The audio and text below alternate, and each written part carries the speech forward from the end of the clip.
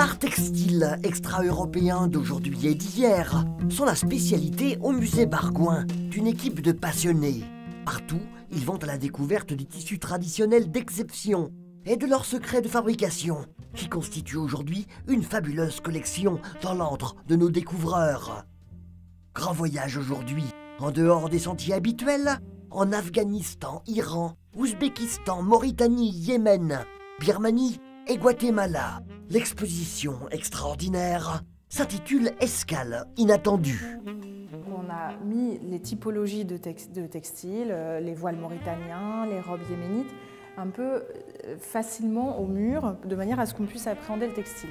Mais au milieu, en général, il y a un mannequin qui porte le vêtement de manière à ce que ce soit plus parlant pour le public. On découvre un petit peu comment ça a été fait, par qui, à quelle destination, quelle est la fonction. Alors ici, il s'agit d'un huipil du Guatemala. C'est une blouse portée par les femmes mayas du Guatemala depuis des années et des années, qui continuent encore à le faire aujourd'hui, à le tisser sur des métiers à tisser particuliers qui sont à dossière, qui peuvent être transportés partout et accrochés au bout d'un arbre. Et en fait, il s'agit de faire plusieurs lais, donc plusieurs largeurs, de tissus, de bandes, qui sont ensuite assemblées de manière à créer le vêtement. En général, quand on regarde une femme porter un huipil, on sait de quel village elle vient et de quel statut marital elle a. Si c'est une jeune fille, c'est une femme mariée, éventuellement une femme veuve. Ensuite, on retrouve tout un tas de motifs qui sont soit tissés, soit brodés. Ici, ils ont été tissés au fur et à mesure du tissage et non pas brodés après le tissage.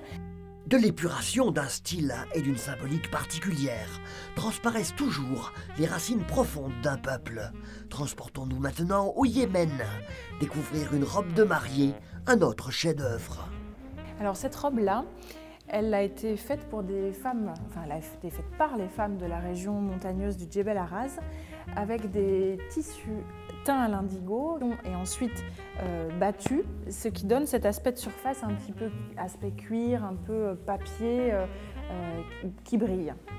Ensuite, elle n'était pas encore assez brillante, donc la femme a rajouté tout un tas de petites applications, de broderies et d'éléments appliqués en cuivre, en métal. Le cuivre ou la nacre qui reflètent sont dits en général protecteurs parce qu'ils éloignent le mauvais œil, puisque ça reflète le mauvais regard. Beau voyage qu'on nous propose pour vibrer aux conceptions du monde singulières des gens d'ailleurs. L'embarquement, c'est jusqu'au 22 mai 2016 au musée Bargouin.